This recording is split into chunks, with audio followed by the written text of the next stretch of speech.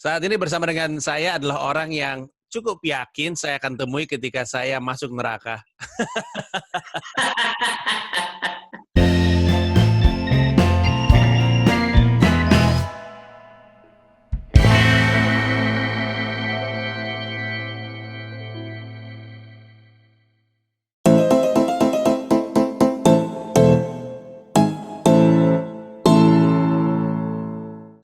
Abraham Mungkin gue Tino. yang bakal ngasih lo izin kali untuk masuk neraka.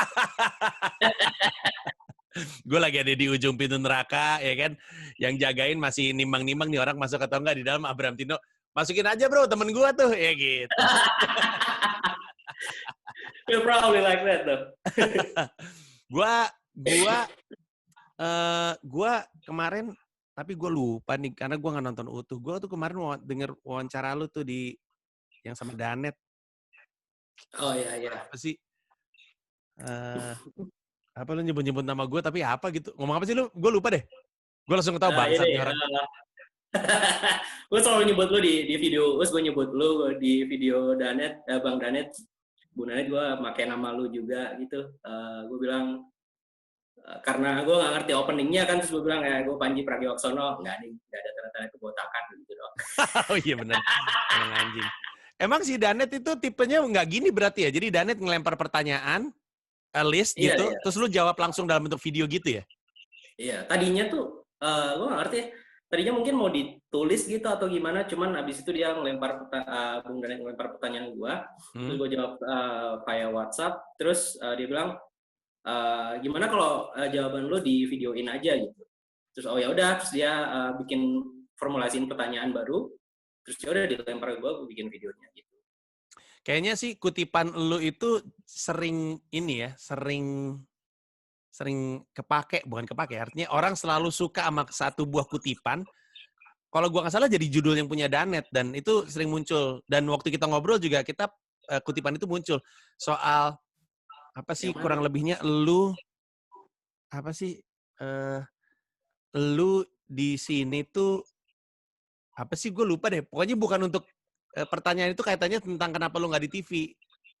Apa sih? Gue lupa apa Be? Apa ya yang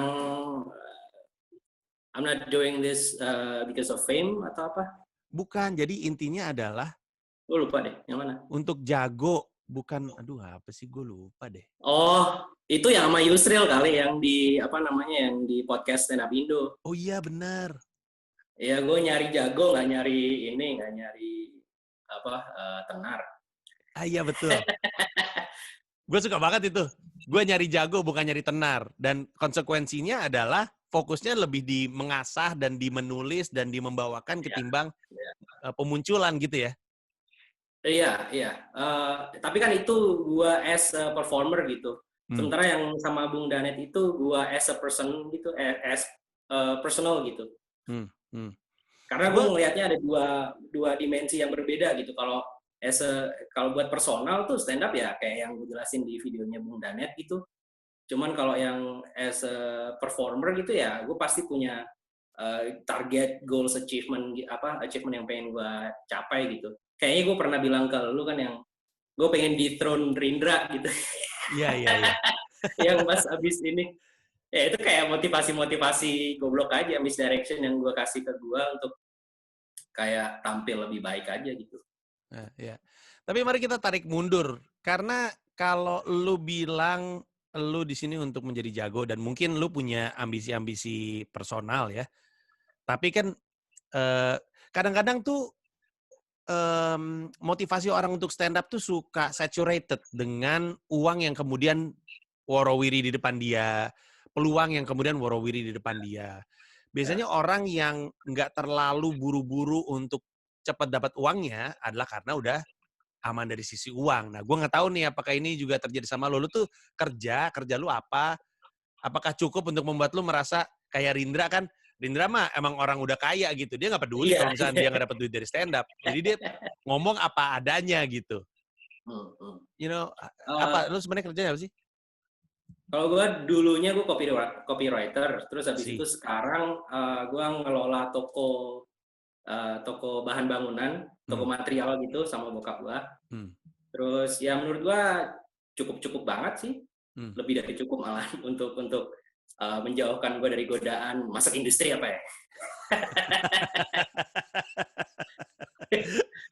Oh iya ya, dan itu menjelaskan. Tapi copywriting-nya itu yang sebenarnya menarik. Gue cuma tahu 2 stand up comedian yang latar belakangnya copywriting. Cuman lu sama Adriano Colby, dan dua-duanya penulisannya bagus lagi. Apa tuh? Gua kalau Adri itu terbukti ya, cuman kalau gua kan copywriting-nya dulu tuh di yearbook gitu, buku tahunan sekolah gitu-gitu.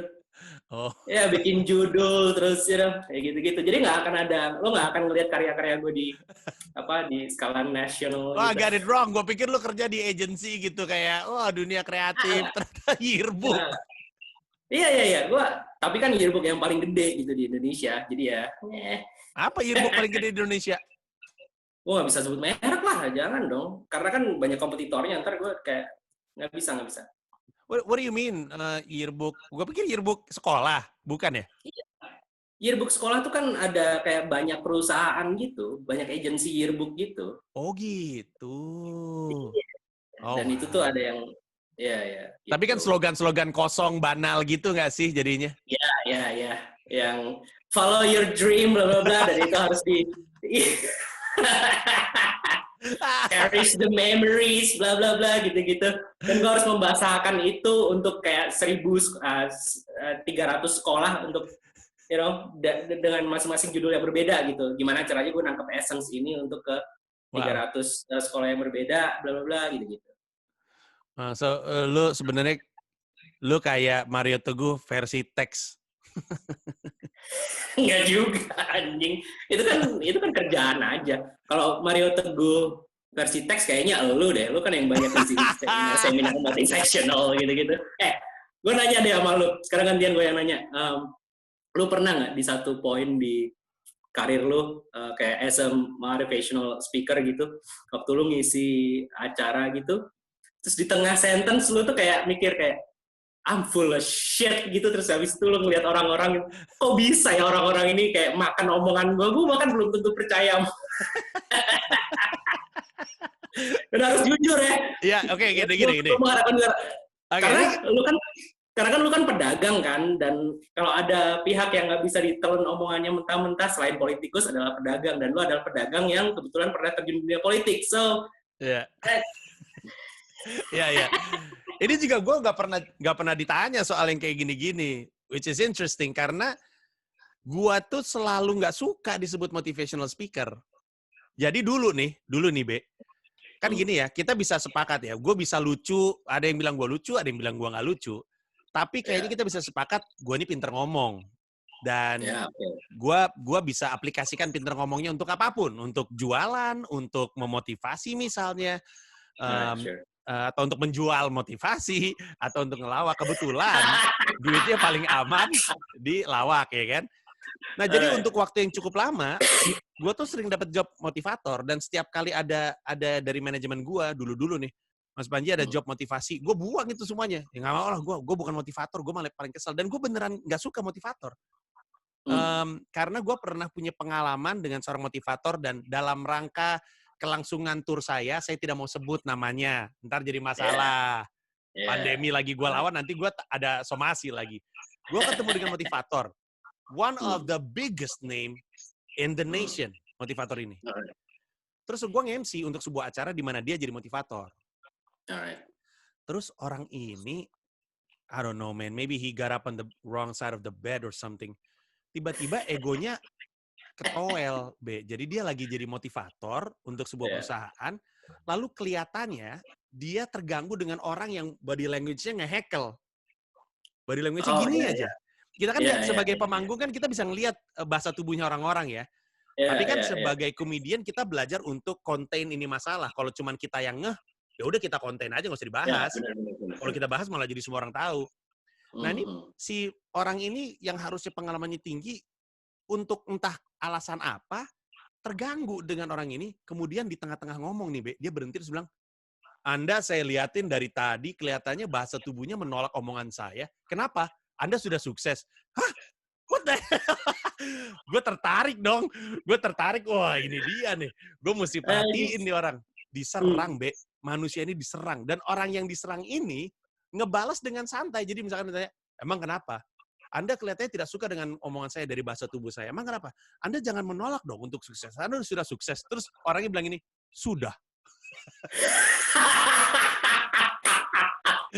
Terus si motivatornya bilang, oh, dia condescending gitu, dia ngomong ke crowd. Oh iya. Sudah sukses. Emang apa? Anda sudah mendapatkan semua cita-cita Anda? Terus bapak-bapaknya bilang, sudah.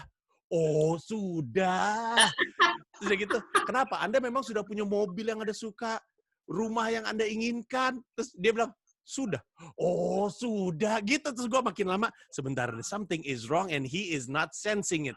Belakangan gue baru tahu, bapak-bapak yang begini tuh ternyata bos di perusahaan tersebut. Ya jelas aja dia udah punya semua yang dia punya.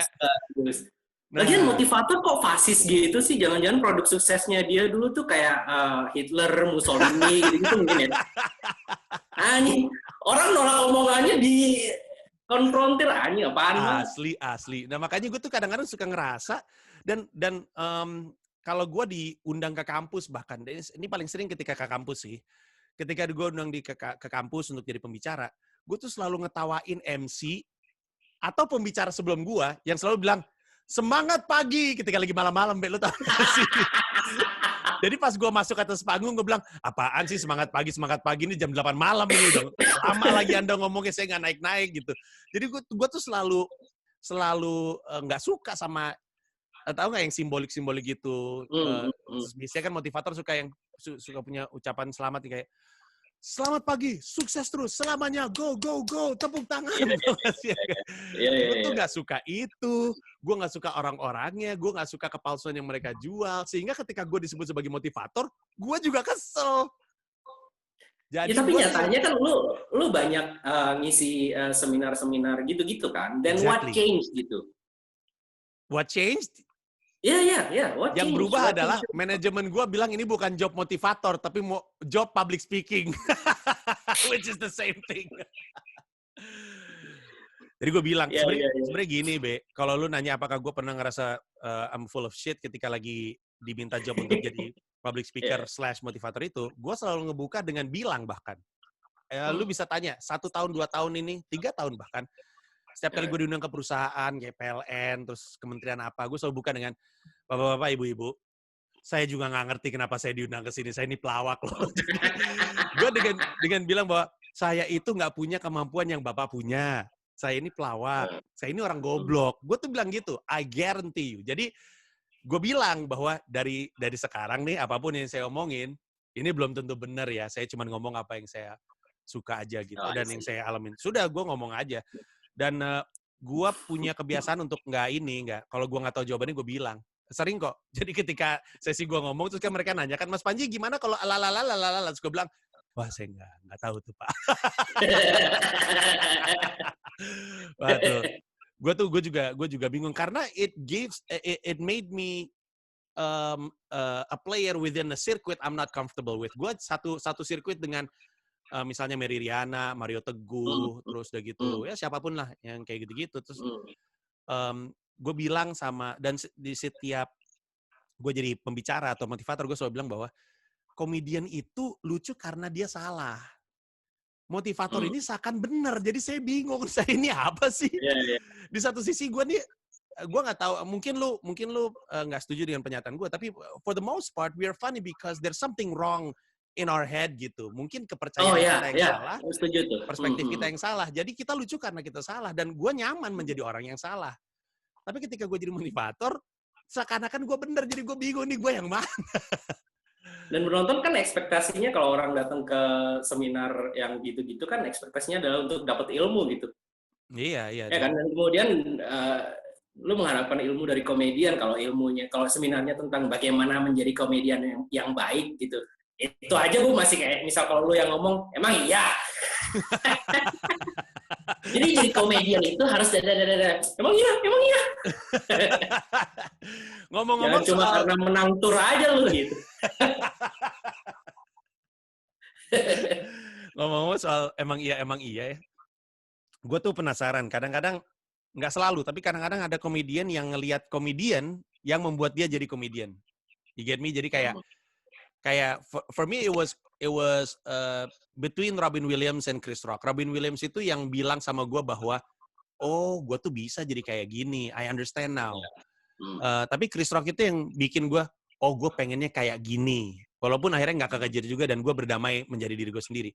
Untuk lu tuh ada juga nggak sih, karena lu tampak sangat spesifik dan tampak tidak seperti umumnya anak-anak di skena stand up Indo ini gitu.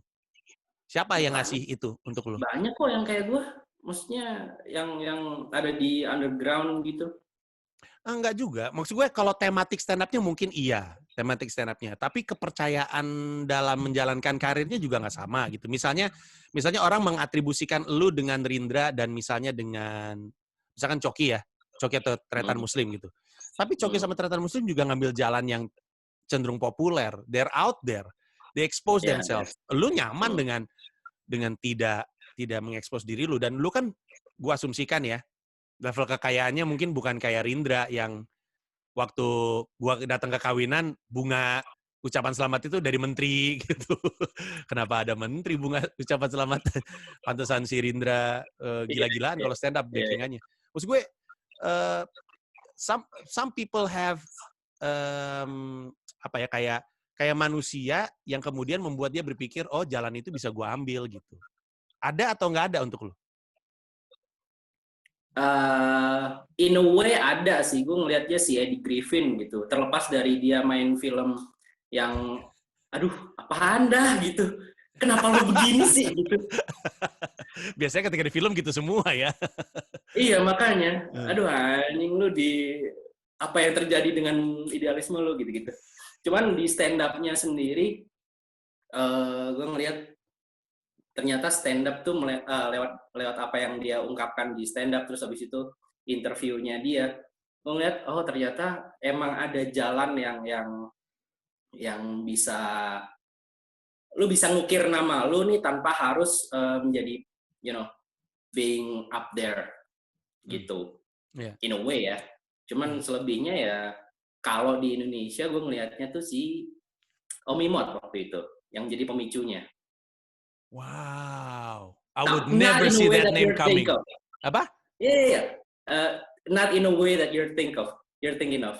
Jadi gue ngeliat waktu itu, gue masih jadi penonton tuh tahun 2012-an gitu, ketika stand up lagi marak-maraknya kan, dan belum ada yang benar-benar tahu di daerah gitu ya, belum ada yang benar-benar tahu bagaimana melakukan stand up yang baik dan benar. Om Imot ini udah bisa gitu, secara teknis tuh ya, cuman nggak lucu. Sama sekali nggak lucu. Sampai ada penonton-penonton yang kayak regular kan itu, ada penonton-penonton yang ternyata juga udah nonton dari minggu-minggu sebelumnya, dia bilang, ini orang nggak lucu nih, gini-gini. Nggak gitu, lucu atau hanya lucu untuk kalangan yang spesifik? Gue ambil contoh Iwel ya. Gue ambil contoh Iwel kan. Iwel kan orang sering bilang, ini si Iwel nggak lucu. Tapi Iwel waktu bekerja di depan masa partai, bro, itu amburadul. Emang penontonnya Iwel tuh bapak-bapak, om-om gitu. Spesifik gitu. Si Om Imot kan, dia pernah bikin show yang Serigala. I still have the DVD, hang on. Here you go. Nih, tuh. Exactly. Iya, itu jauh, gue ngeliat dia jauh sebelum ini, jauh sebelum tapi DVD sini pada ketawa penonton. Makanya gue bilang kan, jauh sebelum itu. Sampai kemudian stand up kemudian merangkak dikit-dikit. Pembelajaran kita sebagai komika juga kemudian bertambah, dia mulai lucu. Dia mulai lucu tuh. Nah, saat gue ngeliat yang pertama itu, emang nggak lucu. Di awal-awal tuh nggak lucu gitu. Ini jahat sih, cuman kemudian gue bilang, gue bisa lebih dari ini orang. Nggak jahat dong. Nggak jahat. It's that competitive edge lah menurut gue. Ya, nah lucunya adalah gue justru approach dia untuk ngajarin gue stand up. Interesting. Dan dia tuh bukan tipikal ngajarinya tuh bahkan bukan nggak kayak kita kalau ngajarin. Kecenderungannya kan kalau komedian ngajarin anak-anak baru gitu kan malah menjadikan anak-anak barunya ini jadi seperti mereka. Right? Termasuk gue juga mungkin ada kayak gitunya gitu. Meskipun udah self-aware tapi kadang masih kayak, lu tuh nggak bisa gini, harusnya begini gitu. Om Imot ini sangat membebaskan gue untuk explore. Jadi dia cuma ngasih dasar-dasarnya.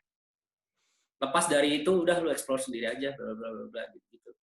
Yeah. Banyak ketidaksetujuan antara gue sama Om Imo, tapi kemudian apa yang gue lalui sama dia itu yang menjadikan sedikit banyak yang menjadikan gue sekarang kayak sekarang.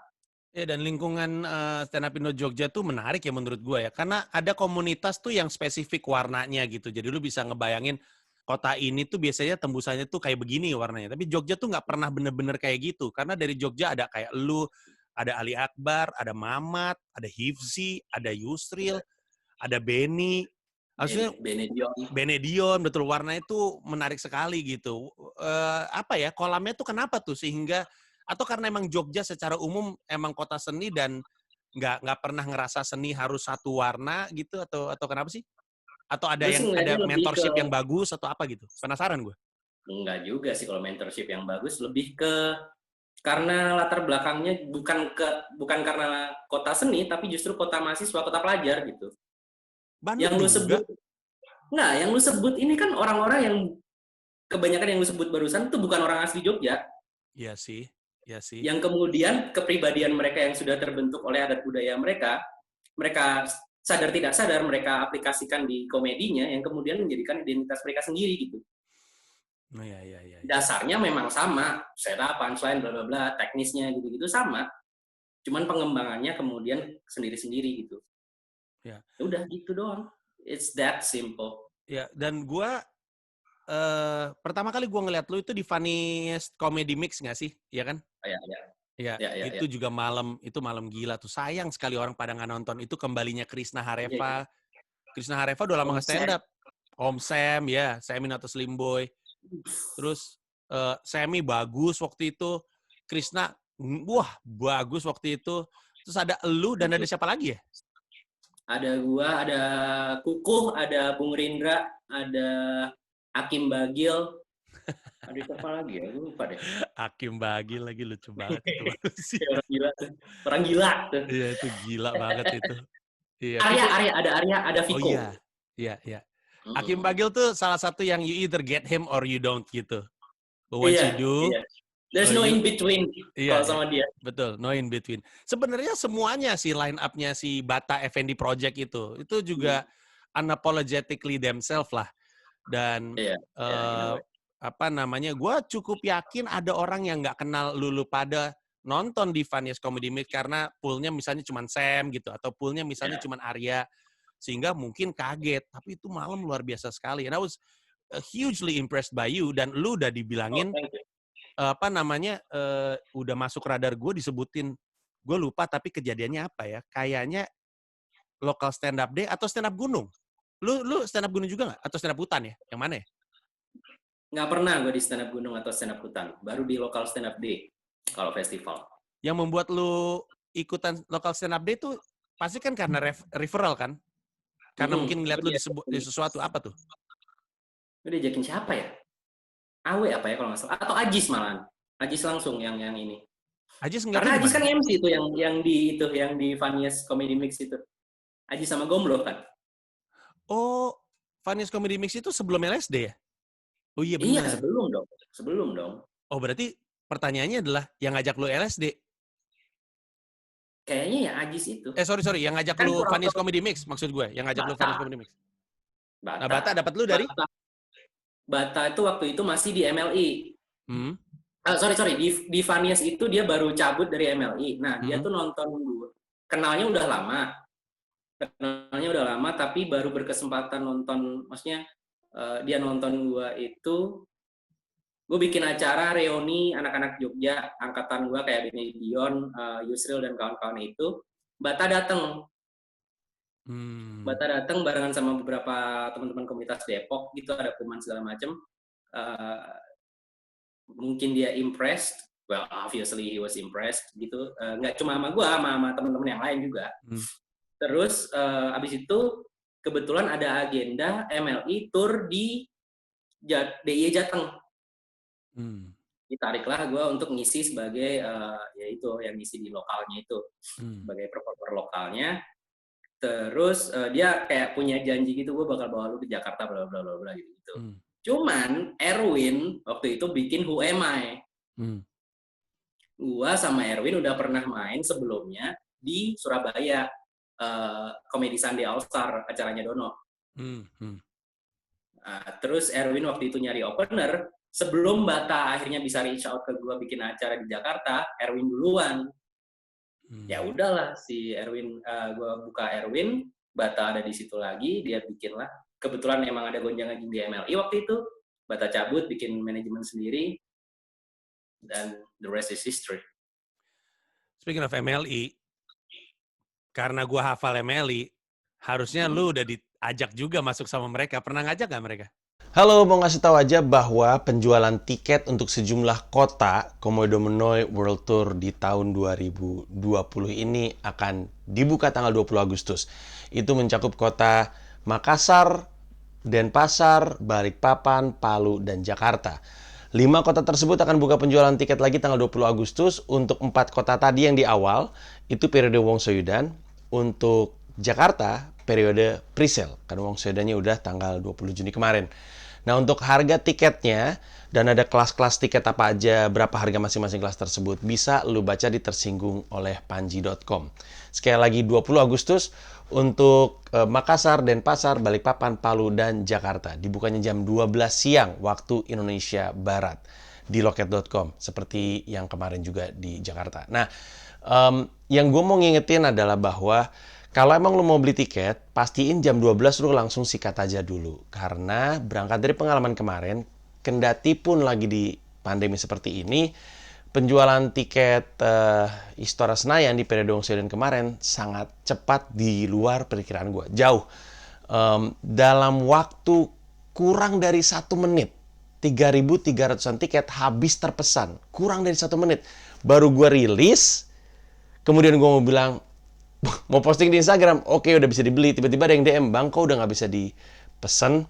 Karena kurang dari 1 menit habis terpesan, lalu orang yang pesan udah pada membayar dan ngelunasin dalam waktu 3 jam, habis terjual. 3.300 tiket. Nah, ini berarti antusiasmenya masih sangat besar dan sebaiknya lu nggak ditunda-tunda, jadi agak diburu-buru gitu kalau mau beli tiketnya, ya. Sekali lagi, tanggal 20 Agustus untuk Makassar, Denpasar, Balikpapan, Palu, dan Jakarta. Jam 12 siang waktu Indonesia Barat. Untuk informasi atau pertanyaan, silakan arahkan ke Comika ENT. Akun Instagram Comika ENT, Comika Entertainment. Segitu aja dulu, gua lanjutin videonya. Enggak. Gue cuma dengar cerita doang. Abis LSD itu, kan abis LSD Dono masuk tuh, Dono masuk MLI. Terus habis itu Lebaran Dono main ke Jogja sama istrinya, ngobrol-ngobrol lah kita. Terus kata Dono ternyata tuh ini gue nggak tahu bener apa enggak ya, cuman kata Dono di LSD itu MLI naruh talent scout. Dan salah satu yang diincer katanya tuh Dono, ada guanya gitu. Tapi kemudian kenapa tawaran itu nggak pernah datang, karena anak-anak MLI-nya sendiri udah mengambil kesimpulan bahwa kayaknya nih anak susah diaturnya gitu, nggak bisa dicemplungin ke industri. Yang mana, nggak salah juga. Right. Nggak salah juga. Pun kalau gue malah gabung, mungkin perjalanan gue juga gue nggak tahu ya, mungkin gue akan kehilangan kebebasan gue gitu. Mungkin. Iya. Waktu di Funniest Comedy Mix itu, lu ngebawain beat yang gue nggak tahu lu suka atau enggak ya disebut kayak gini, tapi kan kadang-kadang stand up comedian tuh selalu ada satu joke yang membuat dia diingat karena itu. Kayak untuk gue, untuk waktu yang cukup lama, beat gue soal ganja gitu. Oh ya. Nah, kalau lu... Dan menurut gue justru harusnya komedian tuh kayak gitu. Menurut gue ya. Oh ya? Bukan karena sensasinya, bukan karena ininya, tapi karena, oh dia beatnya ada yang ini gitu. Bukan seharusnya juga sih, idealnya gitu menurut gue ya. Ya, tapi kadang-kadang gue suka ngerasa, kalau misalkan gue udah bikin joke banyak banget, ada 100 joke gitu, orang cuman inget joke kedua gue awal-awal karir, berarti kan yang lain nggak lucu. Emang mungkin nggak lucu kali joke gue. Iya, karena kemudian kan itu tanggung jawabnya ke kita dong. Ternyata kita nggak bisa ngelewatin standar yang sengaja atau tidak sengaja kita bikin gitu. Ya kayak Eminem selalu diinget dengan Hi, my name is. Iya.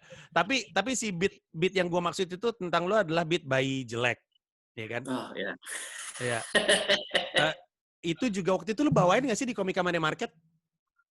Iya, karena penonton baru ya jelas gue bawain lah.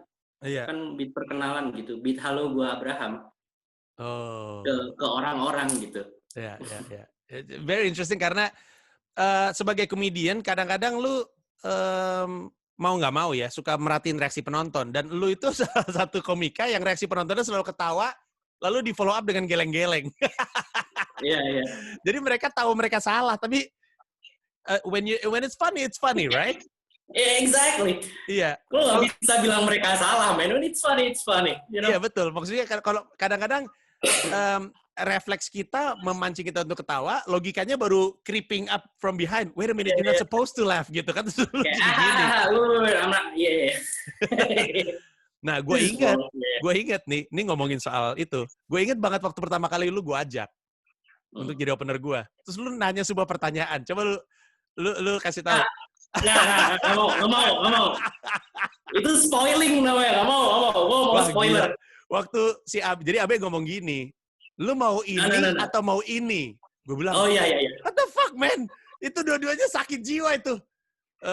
Ya udah, apa sih gue lupa kesimpulannya apa, tapi akhirnya gue balikin ke lu ya kalau nggak salah ya. Iya. Untuk masalah set, gue balikin ke lu mana yang works gitu, mana yang kira-kira works gitu. Iya, karena gue bukan ngajak orang terus udah gitu berharap beatnya tersinggung, karena seperti yang lu tahu line up-nya Komodo Menoi nggak gitu semua. Tapi gue tahu komedian tuh rata-rata punya histori menyinggung, karena emang itu resikonya gitu. Ya kalau kata Om Imot tuh stand up comedy itu it's not a nice form of art gitu. Wah, interesting. It's not a nice form of art. Ya benar. Iya. Kayak apa ya? Kayak lukisan gitu atau musik. You have to have a sense of beauty. Bahkan lukisan aja ada apa namanya genre yang niche banget gitu. Ada pasar yang niche banget untuk lukisan yang nightmare-ish gitu. Ya. Nah, anggaplah gue selalu nganggep ya gue tuh yang kesitunya gitu. Ya. Pernah ada masalah nggak sih, Be? Dulu ada, tapi jauh sebelum gue invented the ugly baby bit. Lebih karena gue yang nggak tahu tempat, gue belum. Nggak tahu panggung ya. I didn't know any better. Kapan gue harus ngeluarin beat yang demikian, kapan gue harus ngeluarin beat yang demikian di tempat, kapan dan di mana gitu. Ya, karena it's getting crazier in terms of being offended. Kemarin salah satu dua kejadian tersinggung belakangan ini yang paling lucu itu adalah, lu tau gak sih ada satu orang, dia mengutip joke-nya Gus Dur. Jadi bukan joke-nya dia. Joke-nya Gus Dur, dia tulis di Facebook, terus dia disamperin polisi. Iya. That's crazy, right? Kayak lu punya joke, terus gue denger, terus gue cerita ke orang lain yang ditangkap gue. So that's one, right? Terus kemarin ada lagi yang tersinggung karena dipanggil kakak. Maksud gue, how do you feel like, kayak kalau gue selalu cerita bahwa sekarang sih, bukan anehnya ya, gue punya penjelasan, tapi intinya adalah gue sebenarnya justru karena orang sekarang nggak jelas tersinggungnya soal apa, gue jadi nggak berhati-hati. Lagi mana mau berhati-hati, orang nggak bisa ngebaca, jadi gue ngomong apa adanya. How do you navigate yourself dengan kesenian yang lu lagi mencoba untuk jadi lebih jago dengan environment yang ya kayak gini gitu? I don't care. So you don't give a shit. That's it. Ya mau gimana kayak yang lu bilang, orang makin kesini kulitnya makin tipis gitu, kayak gampang banget iritasi gitu. Ya kan? Jadinya kayak ya udahlah, kalau emang lu nya iritasi kayaknya emang lu nggak berhak buat hidup gitu. Jadi udah gue ajar aja gitu. Kalau lu tersinggung ya gue bahkan punya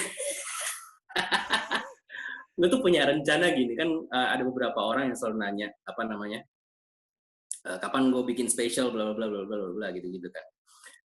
Gue tuh selalu bilang, gue akhirnya bilang ke tim gue, gimana kalau suatu saat nanti gue ngeluarin spesial yang 1 jam itu sepenuhnya ofensif tanpa ada reasoningnya gitu. Ugly Baby itu masih ada reasoningnya, right? Iya. Dan beat-beat gue tuh udah masih ada reasoningnya gitu. Gimana kalau gue bikin 1 jam spesial yang ofensif tanpa reasoning, terus habis itu gue keluarin, gue rilis di kanal-kanal gratis kayak YouTube apa segala macam gitu. Orang nggak bayar, di hari itu rilis gue bunuh diri. Wah, fuck, what the fuck? Right? What kind of plan was that? You'd be a fucking legend, yo. Exactly. Jadi ketika orang-orang marah gitu, mereka nggak tahu mau marah ke siapa because I'm already dead.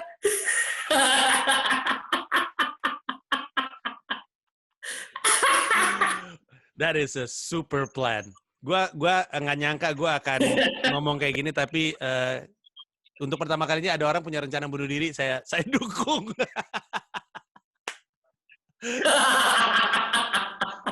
Aneh banget. Yang menggagalkan rencana itu tuh gara-gara cewek gue menggagalkan rencana itu dengan alasan yang sangat tepat. Dia tuh tahu gue tuh pengen mati ganteng kan. Jadi konsep dimana gue mati di pocong tuh jauh-jauh. Gue pengen naik pakai jas gitu. Dia bilang, lu bunuh diri, gue pocong 3 lu. Stop.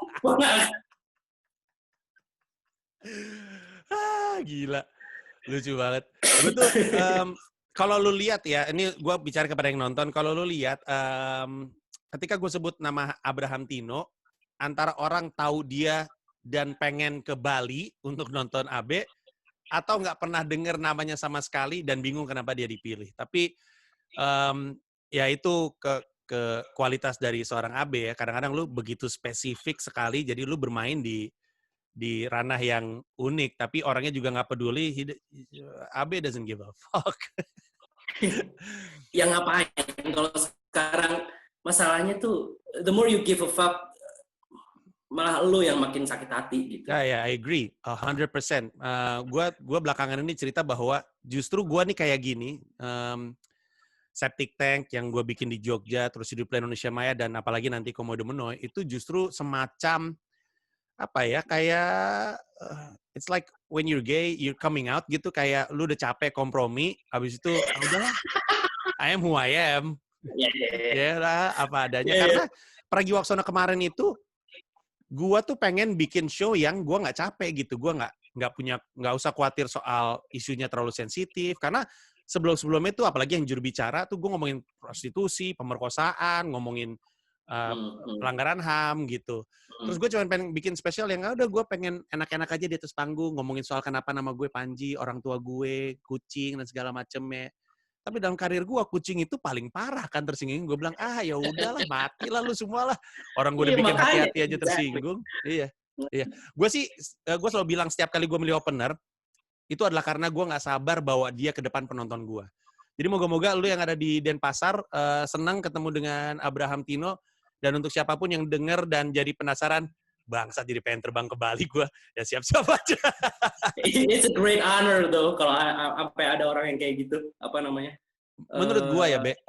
Menurut gue, if you maksudnya because I don't really know you that well untuk tahu motivasi lu melakukan ini dan itu. Tapi kalau lu nyaman menjadi diri lu sendiri dan lu pengen terus-terusan stand up sampai tua, gue selalu bilang, kalau emang cita-cita lu stand up sampai lu tua, berarti kan lu harus tetap bisa stand up gitu. Harus terus melakukan sesuatu supaya ketika tua orang masih nyari lu kan. So there has to be some sort of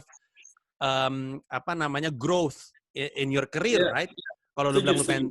Nah, pada akhirnya, gue percaya kalau lu jalanin karir lu seperti yang lu sekarang ini, akan ada, Be. Lu lagi di Bandung, tiba-tiba lu ketemu sama penonton, gue dari Singapura loh, datang ke sini, akan ada. Dan nanti percaya sama gue, di Denpasar lu akan ketemu orang-orang kayak gitu. Amen to that.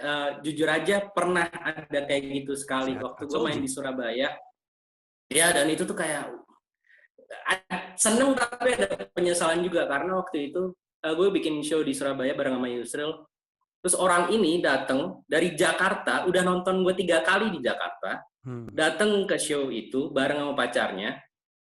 Sayang, itu kan udah kayak ngapain gitu buat gue tuh. Dude, you know I'm not here to entertain, you know. I'm here to destroy whatever it is that you believe is true. Tapi dia terus yang jadi penyesalan gue itu adalah malam itu gue nggak tampil secara maksimal gitu. Jadi ada hiccups gitu dikit dan bikin gue kayak ya nggak maksimal aja gitu. Not necessarily, you know, not funny, tapi kayak lebih banyak emosinya ketimbang lucunya gitu. jatuhnya. Dan gue minta maaf banget sama orang ini. Dan dia untungnya dia tuh bisa ngerti gitu. Iya. I don't think they mind. Orang udah di level seperti itu, kekagumannya I don't think they mind. Maksud gue, mereka cuma senang aja bisa ketemu sama lu dan ya moga-moga orang-orang kayak gitu makin banyak karena orang-orang itu yang akan ngidupin lu dan ngidupin gua gitu. It's not TV, it's not brand, it's the people who weirdly enough appreciate our weird art gitu. Jadi ya. Tahu ada yang lucu tau. Jadi gua kan selalu seneng ya kalau ngeliatin penonton tuh sebelum mereka ketawa waktu masih dengerin reasoningnya, masih dengerin apa ya serapnya gitu, yang kayak gitu kan.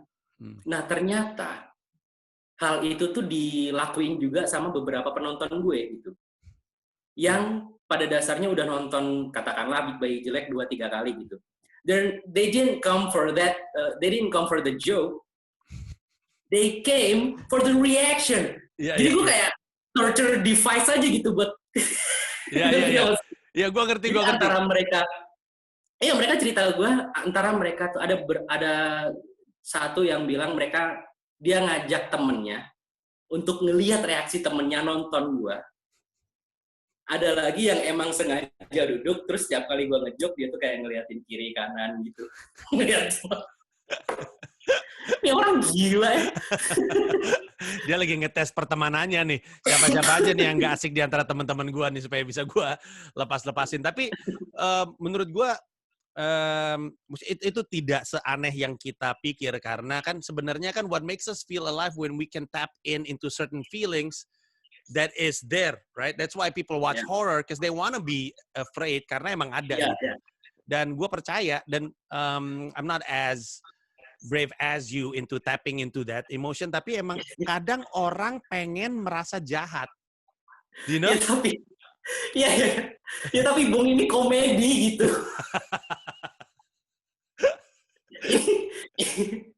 Mungkin guanya juga yang salah, gue harusnya nggak ya gitulah pokoknya. Ya tapi I don't think you would change. Itu berbeda kali. Yeah. Anyway, it's nice for us to have this chat. Abe, moga-moga kita punya waktu luang juga ketika kita lagi jalan ke. Betul. Satu pertanyaan lagi dong. Boleh. Bukan pertanyaan sih, gue lebih ke pengen appreciate lo aja gitu. Why? Gue waktu dihubungin sama lu, terus habis itu masuk ke grup opener itu, gue kan penasaran ya, waktu ditawarin, terus habis itu angkatannya sama siapa aja nih gitu. Dan gue waktu ngelihat akhirnya masuk ke grup WhatsApp opener itu, terus gue ngeliat listnya, gue tuh gila ya lu ya. Kayak maksudnya orang-orang yang lu pilih ini, mungkin orang awam akan nganggep ini siapa. Tapi ada Popon, ada Priska, ada bla bla bla gitu. They're monsters on stage gitu.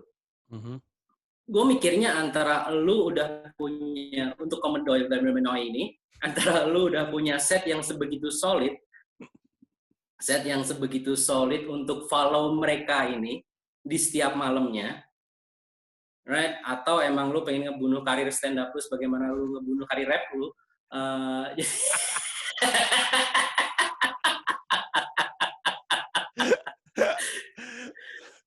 Tapi it's gue kayaknya kalau misal disuruh following Alif atau Popon gue kayaknya nggak bisa deh. Dan props to you man for picking those monsters. To begin with, lu betul ada banyak nama-nama yang tidak dikenal.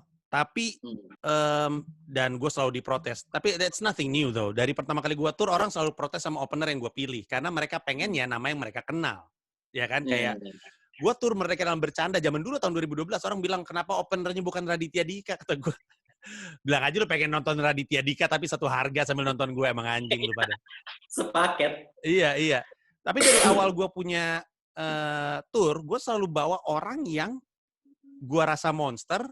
Dan saking sukanya gue sama nih orang, semangat gue tuh lebih kepada lu mesti ngeliat nih orang ini. Gitu. Dari dulu selalu seperti itu. Jadi setiap opener gue itu gue pilih karena gue pengen penonton gue lihat. Lu mesti lihat nih orang gitu.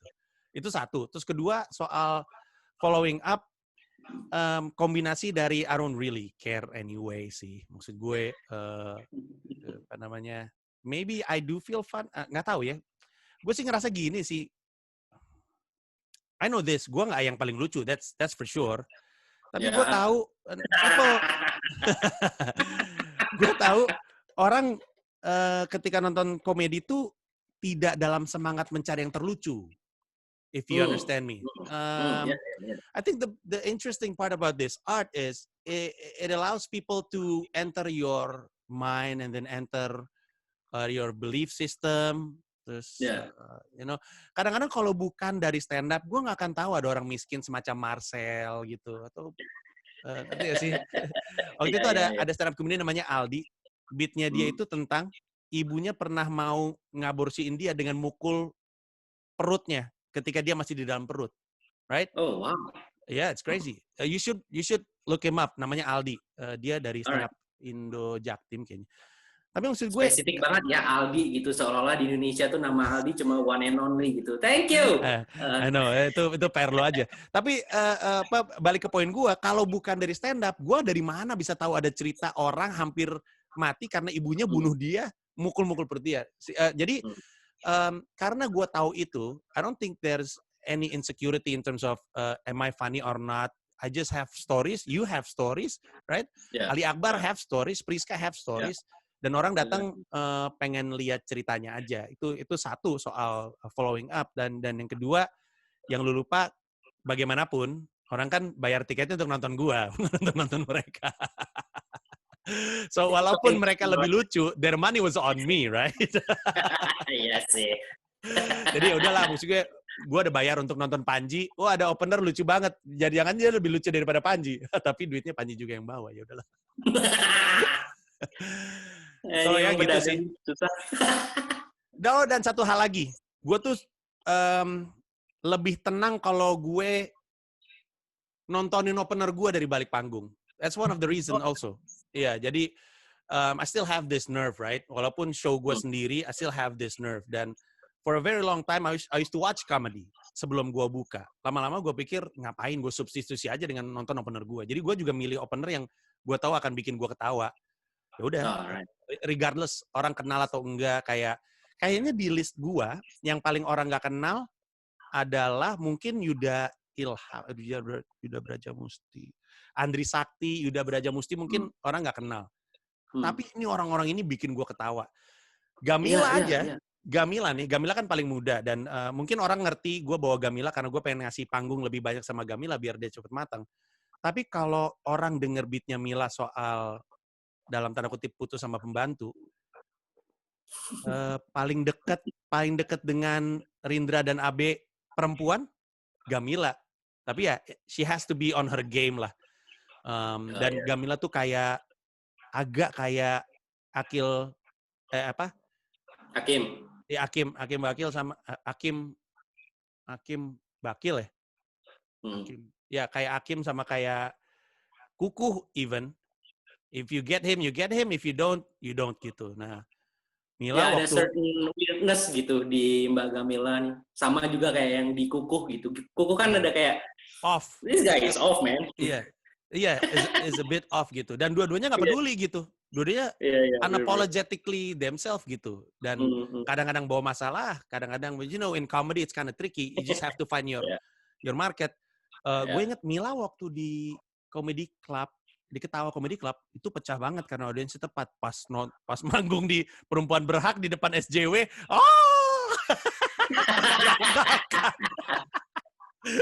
wah itu sakit sih.